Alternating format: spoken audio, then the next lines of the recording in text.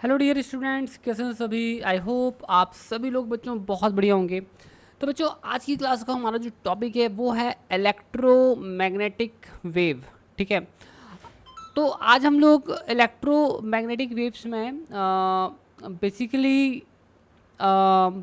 Concepts and formulas पढ़ेंगे। तो मैं जैसे कि मैं आपको बता दूं, क्योंकि हम लोग न्यूमेरिकल सॉल्व करने के लिए हम आपको कॉन्सेप्ट्स और फॉर्मूलेस एक्सप्लेन कर रहे हैं, इसलिए हम ज़्यादा डिटेल या थ्योरी में नहीं जाएंगे। मेनली फॉर्मूलेस क्या हैं, कॉन्सेप्ट्स क्या हैं, इन्हीं को समझेंगे। ठीक है, ताकि कम से कम समय में आप ये बात समझ सकें कि न्यूमेरिकल्स को कैसे सॉल्व करना है। ठीक है, तो इलेक्ट्रोमैग्नेटिक वेव्स में क्या होता है, बेसिकली है क्या, पहले हम ये समझते हैं। इलेक्ट्रोमैग्नेटिक वेव्स जो हैं बेसिकली रेडिएशन है, दीज आर रेडिएशंस। ठीक है, तो आप इन्हें बोल सकते हो इलेक्ट्रोमैग्नेटिक रेडिएशन। इलेक्ट्रोमैग्नेटिक रेडिएशन है। ठीक है, इसको इलेक्ट्रोमैग्नेटिक रेडिएशन क्यों कहते हैं, क्योंकि इसमें इलेक्ट्रिक फील्ड और मैग्नेटिक फील्ड दोनों होते हैं। ठीक है, इलेक्ट्रिक फील्ड और मैग्नेटिक फील्ड इसमें दोनों होते हैं। ठीक है, और ये कुछ इस तरह से होते हैं। ठीक है, इलेक्ट्रिक फील्ड जो है आपका ये हो गया, तो आपका मैग्नेटिक फील्ड ये हो जाएगा। और आप देखेंगे कि इलेक्ट्रिक फील्ड और मैग्नेटिक फील्ड ये दोनों एक दूसरे के हमेशा परपेंडिकुलर होते हैं, है ना। और मैग्नेटिक फील्ड और electric field direction of propagation के भी परपेंडिकुलर होता है। ये भी चीज़ आप यहाँ पर अच्छी तरह से नोट कर सकते हैं। ठीक है, अब चलो मैं आपको थोड़ा सा अच्छे से एक्सप्लेन कर देता हूँ स्टार्टिंग से। तो क्या होता है, जैसे हमारा सन है एग्जाम्पल के लिए, तो हम अर्थ में रहते हैं। तो अर्थ में हम जब देखते हैं तो सन से हमें लाइट आती हुई दिखती है, राइट। ठीक है, तो ये जो लाइट है ना, जिसको हम बोलते हैं कि लाइट आ रही है, रोशनी आ रही है, वो कुछ नहीं बल्कि वो इलेक्ट्रोमैग्नेटिक वेव है, इलेक्ट्रोमैग्नेटिक रेडिएशन है। ठीक है, that is electromagnetic radiation. Bulb, हमारे सभी के घर में बल्ब होता है ना। उससे जो लाइट आती है तो हम बोलते हैं लाइट आ रही है, तो बेसिकली उससे जो निकल रही जो आ रहा है वो आ रहा है इलेक्ट्रोमैग्नेटिक रेडिएशन। ठीक है, अब बच्चों इलेक्ट्रोमैग्नेटिक रेडिएशन में क्या होता है, इलेक्ट्रोमैग्नेटिक रेडिएशन में बेसिकली इलेक्ट्रिक फील्ड होता है और मैग्नेटिक फील्ड होता है, और ये दोनों इलेक्ट्रिक और मैग्नेटिक फील्ड एक ही फेज में होते हैं, बट एक दूसरे के परपेंडिकुलर होते हैं। और इनका जो डायरेक्शन ऑफ प्रोपोगेशन होता है वो इलेक्ट्रिक फील्ड और मैग्नेटिक फील्ड दोनों के म्यूचुअली परपेंडिकुलर होता है। इलेक्ट्रोमैग्नेटिक वेव में इसका ट्रांसवर्स नेचर होता है, और इसके पास वेवलेंथ भी होती है, जैसे कि आप यहाँ पर देख सकते हैं। तो different different kinds of electromagnetic radiations होते हैं। ठीक है, there are different kinds of electromagnetic radiation. तो बेसिकली हम जो इलेक्ट्रोमैग्नेटिक रेडिएशन देखते हैं वो एक बहुत ही छोटी सी रेंज में होता है। एक्चुअली हम जिस जिस इलेक्ट्रोमैग्नेटिक रेडिएशन को देखते हैं वो विजिबल रेंज में होता है। ठीक है, जो कि जिसकी लोवेस्ट वेवलेंथ वायलेट कलर से स्टार्ट होती है और हाईएस्ट वेवलेंथ रेड कलर होती है ना। बीच में जो होता है वेव क्योर कहते हैं हम लोग, VIBGYOR। ठीक है, वायलेट कलर से जो और कम वेवलेंथ होती है वो होती है अल्ट्रा वायलेट की, जिसको हम नहीं देख सकते हैं, वो विजिबल रेंज में नहीं होती है। ठीक है, इससे और छोटी जो वेवलेंथ होती है वो होती है एक्सरे की। ठीक है, उसे भी हम नहीं देख सकते। इससे और जो छोटी वेवलेंथ होती है वो होती है गामा रे की, उसे भी हम नहीं देख सकते। रेड कलर से आगे की जो बड़ी वेवलेंथ होती है उन्हें हम कहते हैं इंफ्रारेड। ठीक है, इंफ्रारेड के बाद और आता है माइक्रोवेव्स। ठीक है, जिसे हम नहीं देख सकते हैं, इंफ्रारेड भी हम नहीं देख सकते। इसके बाद और आता है रेडियो वेव्स, उसे भी हम नहीं देख सकते। हम सिर्फ इतना ही इलेक्ट्रोमैग्नेटिक रेडिएशन को देख सकते हैं जो कि वायलेट कलर से रेड कलर का होता है, मतलब violet, indigo, blue, green, yellow. ठीक है, ऑरेंज, रेड। ठीक है, इतने कलर्स हम देख सकते हैं, इसी रेंज में देख सकते हैं, इससे ज़्यादा नहीं देख सकते। बट ये सब इलेक्ट्रोमैग्नेटिक रेडिएशन है। और इलेक्ट्रोमैग्नेटिक रेडिएशन का मैंने बता दिया, इलेक्ट्रोमैग्नेटिक रेडिएशन में बेसिकली इलेक्ट्रिक और मैग्नेटिक फील्ड होते हैं, म्यूचुअली परपेंडिकुलर होते हैं, और वो ट्रैवल करते हैं आगे की तरफ। ठीक है, जिसका डायरेक्शन इलेक्ट्रिक और मैग्नेटिक फील्ड दोनों की परपेंडिकुलर होता है। ठीक है, ये मेन कॉन्सेप्ट है, आपको समझना है। ठीक है, अब स्टूडेंट्स देखो, ये तो आपको चीज़ें समझ में आ गई अच्छी तरह से। अब हमें कुछ मैथमेटिक्स पढ़नी है जिससे हम न्यूमेरिकल सॉल्व कर सकते हैं। ठीक है, okay, so let's start some mathematical points. बच्चों इलेक्ट्रिक फील्ड को आप जो है ऐसे लिख सकते हैं, E not sine omega T. अगर इस तरह से है कि ये डायरेक्शन ऑफ प्रोपोगेशन है, ये इलेक्ट्रिक फील्ड इस तरफ है, मैग्नेटिक फील्ड इस तरफ है, ठीक है, तो ये हो गया, let's call it S I, ये हो गया जे, ये हो गया के, तो ये हो गया आपका जे डायरेक्शन में, ठीक है। मैग्नेटिक फील्ड को आप लिख सकते हो B not sine omega T I J K cap, ठीक है, ओके, आप देख सकते हो। तो हम इसे ऐसे लिख सकते हैं, एक्चुअली में एक छोटी सी मिस्टेक हो गई है, के एक्स माइनस ओमेगा टी लिखना चाहिए था हमें यहाँ पर, ठीक है, लिखना है साइन के एक्स माइनस ओमेगा टी, ठीक है, जे के एक्स माइनस ओमेगा टी। के दरअसल यहाँ पर वेव वेक्टर है, ठीक है, तो don't confuse with this unit vectors, okay. So आप इलेक्ट्रिक फील्ड और मैग्नेटिक फील्ड को ऐसे लिख सकते हैं, इलेक्ट्रिक और मैग्नेटिक फील्ड इस वेव इक्वेशन को सेटिस्फाई करते हैं।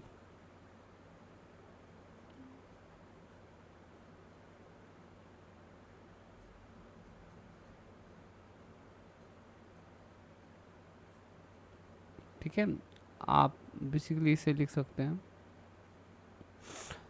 सो हमें यहाँ पर वेलोसिटी भी इंक्लूड करनी है, so let's include at this point, no, यहाँ पर आएगा वेलोसिटी, तभी ये डायमेंशनली करेक्ट होगा।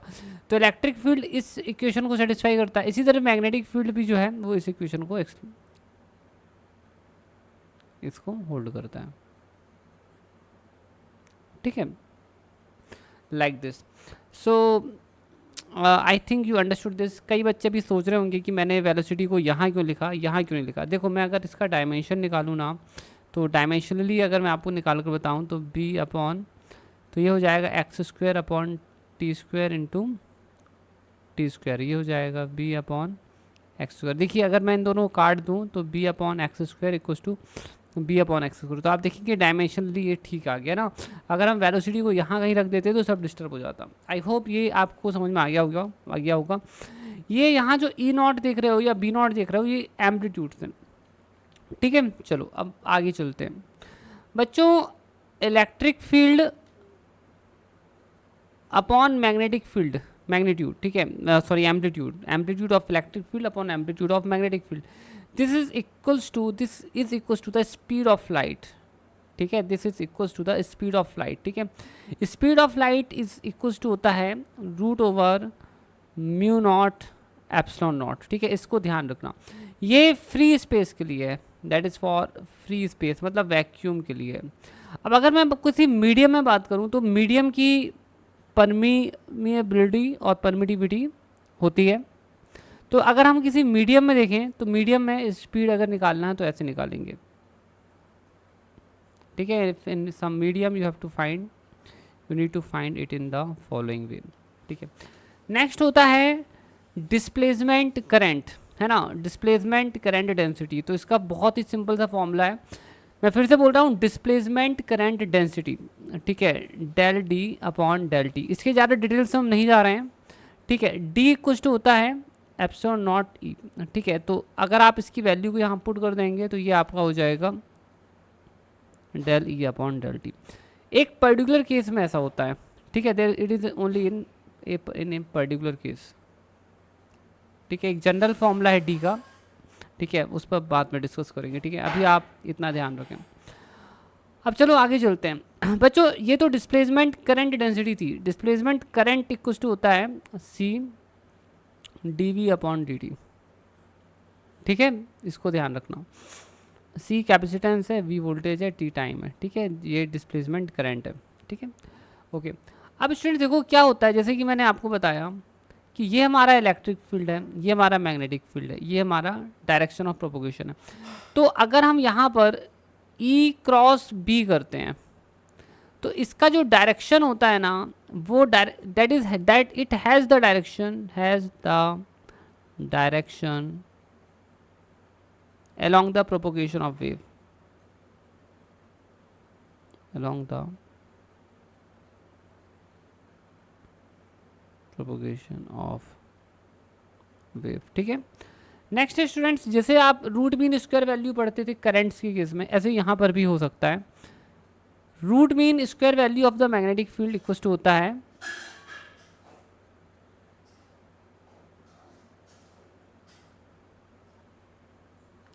बी नॉट अपॉन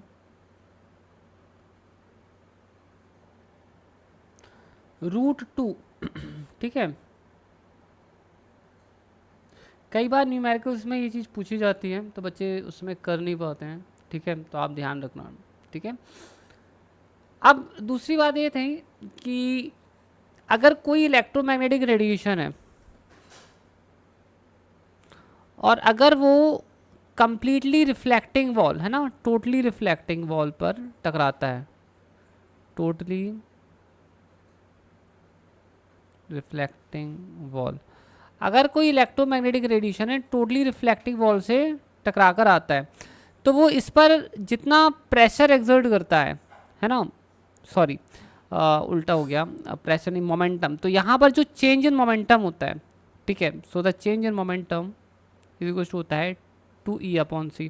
अब आप बोलोगे ऐसा क्यों होता है, देखो जब वो यहाँ पर टकरा रहा था तो मोमेंटम था E/c।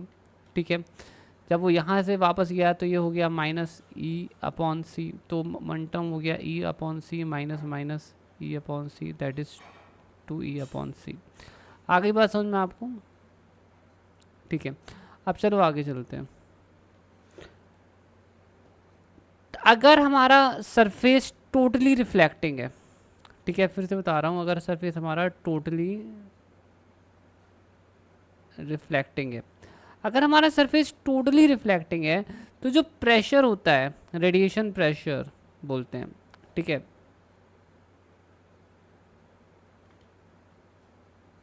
तो हमारा जो रेडिएशन प्रेशर होता है वो होता है 2I/c, where I is the intensity, C is the speed of light, और ये होता है F/A। ठीक है, 2I/c, तो इसकी मदद से आप चाहो तो फोर्स भी निकाल सकते हो कुछ पर्टिकुलर एरिया पर। ठीक है, अब बच्चों देखो यहाँ पर जैसे कि मैंने आपको बताया कि हम किसी ट्रैवलिंग वेव को आप जानते हैं ऐसे लिख सकते हैं A sin kx minus omega T. ठीक है, लिख सकते हैं। अगर आपको उस वेव की वेलोसिटी निकालनी है तो wave velocity is simply equal to the phase velocity and it is equal to ω/k। ठीक है, ω/k, इसकी मदद से हम प्रोपोगेशन वेक्टर निकाल सकते हैं which is equal to ω/v। ठीक है, और ये होता है हमारा 2π/λ। तो अब आप ये बात समझ गए होंगे कि लैम्डा निकालना कितना ईजी है ना। So how much easy it's to find out the lambda. तो लैम्डा हम बहुत आसानी से निकाल सकते हैं इस तरह से। ठीक है, मेरे ख्याल से ये चीज़ आपको समझ में आ गई होगी।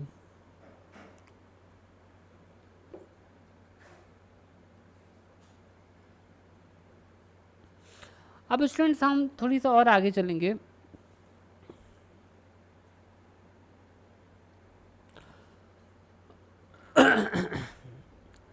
इलेक्ट्रोमैग्नेटिक वेव्स में, जो हमारी इलेक्ट्रोमैग्नेटिक वेव्स होती हैं, इसमें हमारा जो E होता है और हमारा जो B होता है, ये हमारे E और B दोनों सेम फेस में होते हैं, है ना, they are in the same phase. I hope think कि मैंने एक इमेज आपको दिखाई थी, ये देखिए, ये दोनों आप देखेंगे कि एक साथ इन आगे बढ़ते हैं, एक टाइम पर ही आगे बढ़ते हैं, आप देख सकते हो।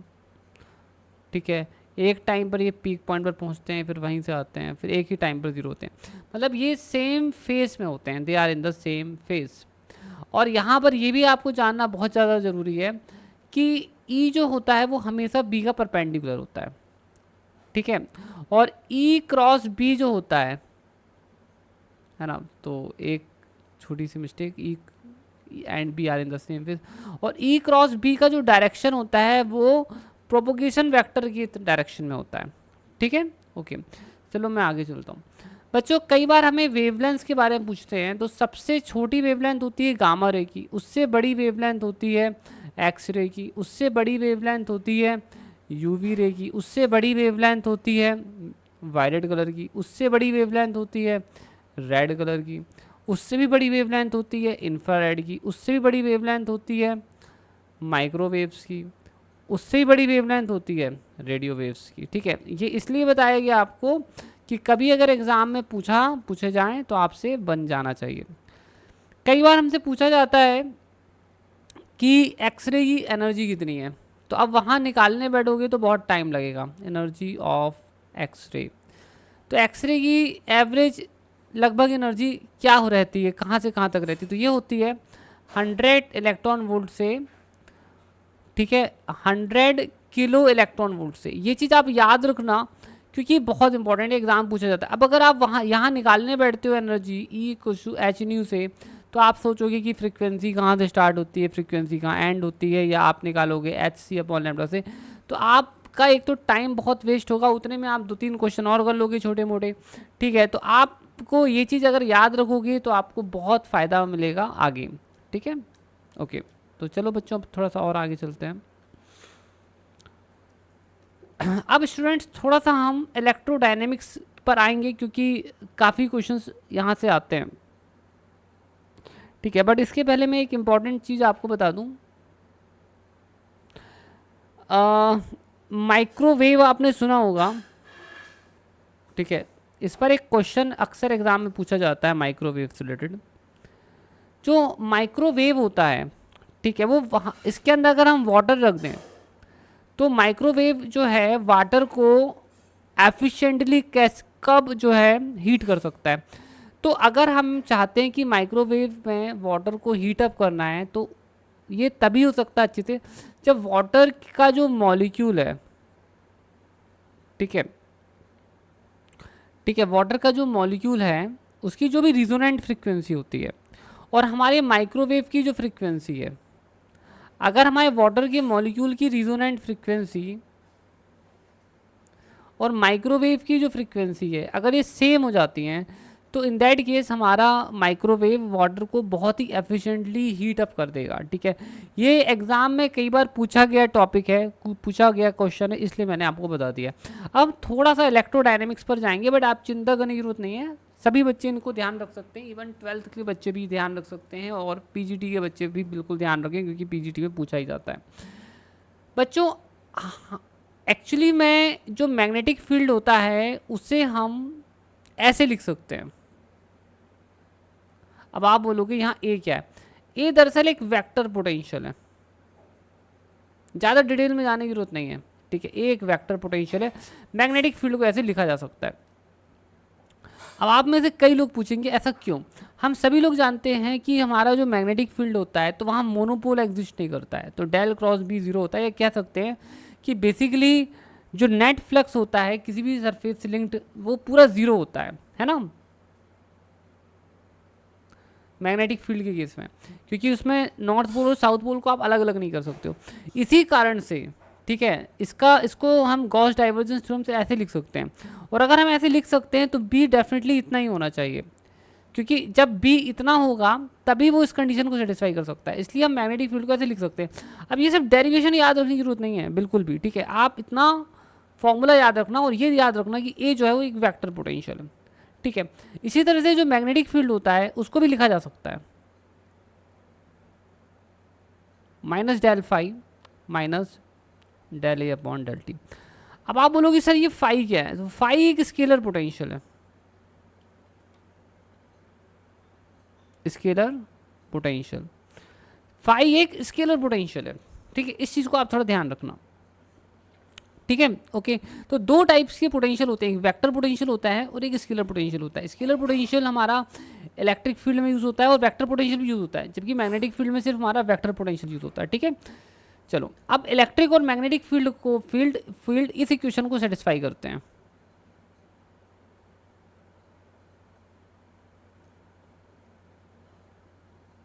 ठीक है, वो इस इक्वेशन को सेटिस्फाई करते हैं। Electric and magnetic field satisfy this equation.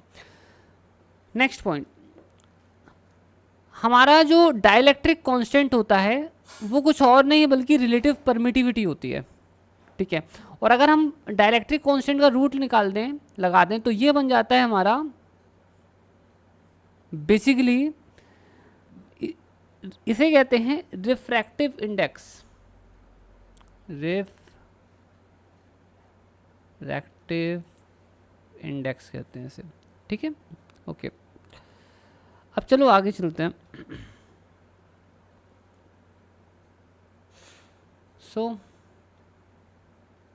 जैसे कि मैं आपको बता चुका हूँ इलेक्ट्रिक फील्ड को हम ऐसे लिख सकते हैं साइन के एक्स माइनस ओमेगा टी, ठीक है, तो ये तो आप ध्यान रख सकते हो।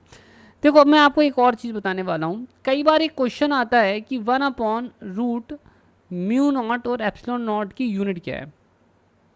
तो हम सभी लोग जानते हैं कि this is the speed of light, तो इसकी यूनिट होनी चाहिए मीटर पर सेकेंड। ठीक है।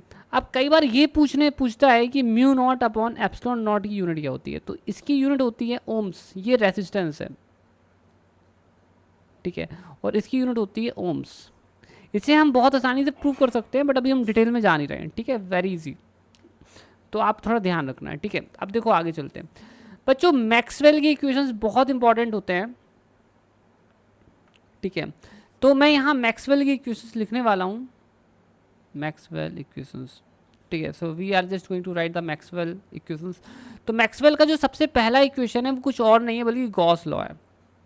ठीक है, it is the Gauss law.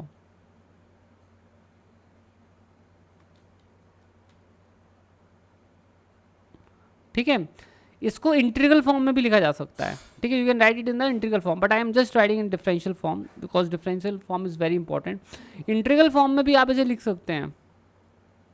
Gauss law का इंटीग्रल फॉर्म कौन होगा जिसे नहीं मालूम होगा?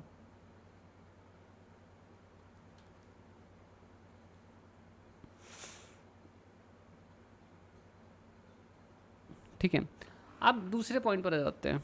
Del dot B, so it is simply equal to zero. ठीक है, ये जीरो होता है, इसको भी आप लिख सकते हैं डिफरेंशियल इंटीग्रल फॉर्म में, B dot D S equal to zero. Students in between आप लोगों को गॉस डाइवर्जेंस थ्योरम और स्टोक्स थ्योरम अच्छी तरह से आना चाहिए, तो वो मैं भी बता दूंगा आपको क्या होती है, वो हमेशा रटी होनी चाहिए। ठीक है, del cross E equal to minus del B upon del T, इसको डिफरेंशियल फॉर्म में याद रखना। ठीक है, and del cross B equal to होता है mu not J plus mu not epsilon not del E upon del T. ठीक है, अब देखो एक चीज़ जान लो अच्छे से। ठीक है, ये मैक्सवेल का फर्स्ट इक्वेशन है, सेकंड इक्वेशन है, ठीक है, थर्ड इक्वेशन है और ये फोर्थ इक्वेशन है। मैक्सवेल ने एक बहुत इंपॉर्टेंट चीज़ बताई थी कि changing magnetic field creates the electric field and changing electric field generates the magnetic field. ठीक है, तो ये बहुत इंपॉर्टेंट कंक्लूजन है। दूसरी बात ये है कि अभी ये लिखा हुआ है जब हमारे पास चार्ज है, अगर हम वैक्यूम में चले जाएं तो क्या होगा? अगर हम वैक्यूम में चले जाएंगे तो वहाँ तो कोई चार्ज होगा नहीं, तो ना ही कोई चार्ज डेंसिटी होगी।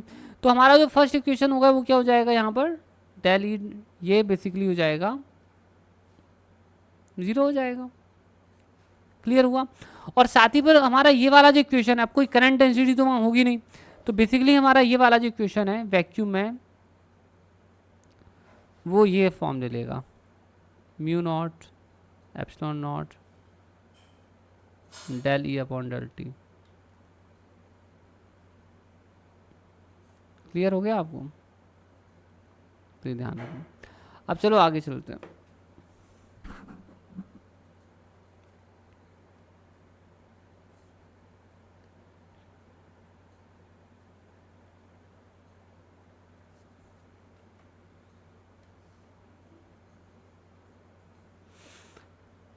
स्टूडेंट्स, मैंने आपको बताया था कि हमारा जो इलेक्ट्रिक फील्ड होता है हम उसे ऐसे लिख सकते हैं, कॉस के एक्स माइनस ओमेगा टी। ठीक है, अब अगर मुझे यहाँ पर रेशो पता है, ठीक है, कि E अपॉन बी का रेशो कितना होता है, जैसे कि हम ऑलरेडी डिस्कस चुके हैं सी, तो मैं यहाँ अगर मुझे मैग्नेटिक फील्ड लिखना हो तो चलो इसको कुछ डायरेक्शन दे देते हैं, लेट्स कॉल इट एज जे। ठीक है, ठीक है, तो ये हमने इसे डायरेक्शन दे दिया, तो ये के हो गया, ये जे हो गया। सो आई, सो यहाँ पर एक इशू बन रहा है, मैं बता देता हूँ इशू क्या है। Let's call it S I J and के। ठीक है, ठीक है, चलो अब कोई इशू नहीं है। ठीक है, तो अगर हमारा मैग्नेटिक फील्ड इस डायरेक्शन में, तो सॉरी इलेक्ट्रिक फील्ड इस डायरेक्शन में, तो मैग्नेटिक फील्ड इस डायरेक्शन में होगा, तो हमारा बी नॉट कितना हो जाएगा, ई नॉट अपॉन सी। ठीक है, और ये हो जाएगा कॉस, आपको इसको एज इट इज ही लिखना है। ठीक है, के एक्स माइनस ओमेगा डी, क्योंकि they are in the phase, same phase. बस अब आप यहाँ पर ये जो है यहाँ पर के कैप कर देना, दैट्स सिंपल, सो इजी। ठीक है, I hope you have understood this thing quite well. ठीक है, अब चलो आगे चलते हैं। अगर हमें मैक्सवेल इक्वेशंस लिखने हो डाइलेक्ट्रिक में तो कैसे लिखेंगे? मैक्सवेल इक्वेशन इन डाइलेक्ट्रिक, ये पूछा जाता है। तो बच्चों डाइलेक्ट्रिक में भी कोई फ्री चार्ज तो होता नहीं है, तो चार्ज डेंसिटी जीरो ले लेंगे, तो डेल डॉट बी। तो ये चीज़ आपको रटनी भी पड़ेगी, अगर आप भूल जाओ तो ध्यान रखना, रट लेना। अगर ज़्यादा समझ में नहीं आ रहा है तो डोंट वरी। डाइलेक्ट्रिक में कोई फ्री चार्ज नहीं होता है, इसलिए हम करंट चार्ज डेंसिटी को जीरो ही रखते हैं यहाँ पर, ठीक है। इसका तो कुछ नहीं होना, इसका ऐसे ही रहेगा। ये वाला इक्वेशन जो है ये भी ऐसा ही है, ठीक है। एंड सॉरी यहाँ पर ई आता है,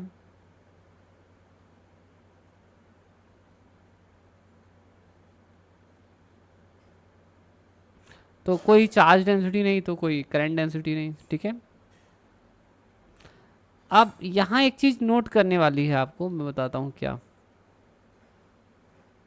आप देखोगे कि मैंने यहाँ पर ये नहीं लगाया है ना, क्योंकि हम एक मीडियम में हैं, that's why we have to use the permeability of medium and permittivity of the medium, right, okay. अब स्टूडेंट्स आगे चलते हैं। देखो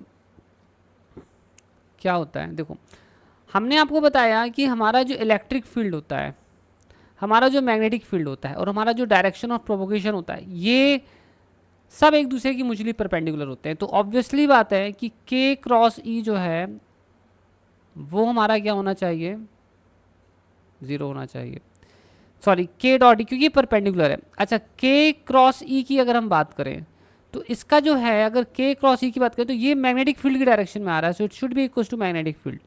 बट ई अपॉन बी जो होता है, ठीक है, ये रेशो होता है सी के बराबर। तो that is why in order to balance the, ठीक है, dimension, you have to multiply C here, ठीक है, गॉट इट। पहला इक्वेशन, दूसरा इक्वेशन, तीसरा इक्वेशन, के और बी आपस में परपेंडिकुलर है, ठीक है, के प्रोपोगेशन वेक्टर है, ठीक है, के here is propagation vector, propagation vector. और प्रोपोगेशन वेक्टर हम फेज से निकाल सकते हैं, अगर फेज पता हो आपको, ठीक है। फेज क्या होता है, जैसे ई इक्वल्स टू है ई नॉट साइन,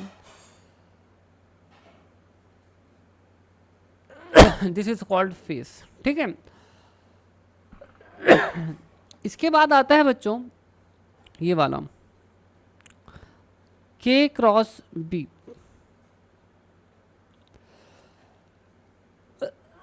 जो हमारा के क्रॉस बी है, अगर आप देखो के क्रॉस बी करते हो तो आपको ये नीचे की तरफ डायरेक्शन देगा, है ना, so it will be along this direction. अब हमें डायमेंशंस भी बैलेंस करने, तो यहाँ पर आएगा नीचे सी अकॉर्डिंग टू दिस, ठीक है। तो ये चार इक्वेशंस देखने में तो बहुत ईजी हैं, बट न्यूमेरिकल सॉल्व करने के लिए बहुत इंपॉर्टेंट है, तो ये चार इक्वेशंस याद रखने हैं, ठीक है। अब स्टूडेंट्स इसके बाद जो नेक्स्ट बहुत इंपॉर्टेंट है खासतौर से पीजीटी स्टूडेंट्स के लिए, वो ये है कि दो टाइप्स के गेग होते हैं जो कि प्रॉब्लम्स को सिंप्लीफाई करने के लिए यूज़ करते हैं इलेक्ट्रोडायनेमिक्स में। पहला होता है कूलम गेग,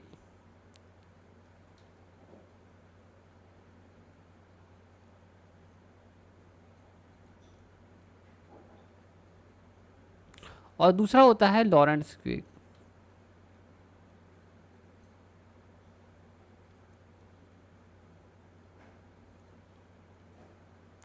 तो कूलम गेग तो बहुत इजी है, कई बार हमें निकालना होता है तो हम इस कंडीशन को यूज़ करके जो है न्यूमेरिकल सॉल्व कर सकते हैं ए की वैल्यू को रखकर, और कई बार कूलम गेग डायरेक्ट पूछा जाता है। लॉरेंट्ज गेग में क्या करते हैं कि डेल डॉट ए को minus mu not epsilon not del V upon del T के बराबर रखते हैं, ठीक है, ओके। अब क्योंकि ये दोनों बराबर हैं तो दोनों के डायमेंशन सेम होंगे, इसकी मदद से भी न्यूमेरिकल सॉल्व किए जाते हैं, ठीक है। तो ये दो चीज़ ध्यान रखना, ये डायरेक्टली न्यूमेरिकल में पूछी जाने वाली चीज़ें, डायरेक्टली क्वेश्चंस में पूछते हैं, ठीक है। तो स्टूडेंट्स इसी के साथ में मैंने आपको सारी कॉन्सेप्ट्स और थ्योरी एक्सप्लेन कर दी है हमारे इलेक्ट्रोमैग्नेटिक रेडिएशंस की, ठीक है। और बाकी जो बचे हुए क्वेश्चंस हैं, मतलब कॉन्सेप्ट्स हैं, वो आपको न्यूमेरिकल्स के थ्रू क्लियर हो जाएंगे। तो स्टूडेंट्स अगर आपने हमारा वीडियो यहाँ तक शेयर कर दिया है, ठीक है, तो प्लीज़ हमारे चैनल को सब्सक्राइब करें, ठीक है, अपने दोस्तों के साथ ज़रूर शेयर करें, और प्लीज़ लाइक ज़रूर करें। Thank you so much students, again मैं अच्छे वीडियोज़ आप लोगों के लिए लाता रहूँगा। Thank you so much, bye, take care.